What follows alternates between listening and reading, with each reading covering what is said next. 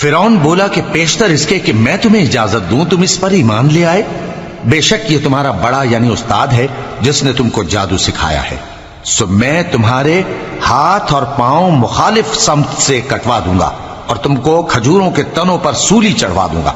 اور تم کو معلوم ہوگا کہ ہم میں سے کس کا عذاب زیادہ سخت اور دیر تک رہنے والا ہے۔ انہوں نے کہا کہ جو دلائل ہمارے پاس آ گئے ہیں ان پر اور جس نے ہم کو پیدا کیا ہے اس پر ہم آپ کو ہرگز ترجیح نہیں دیں گے،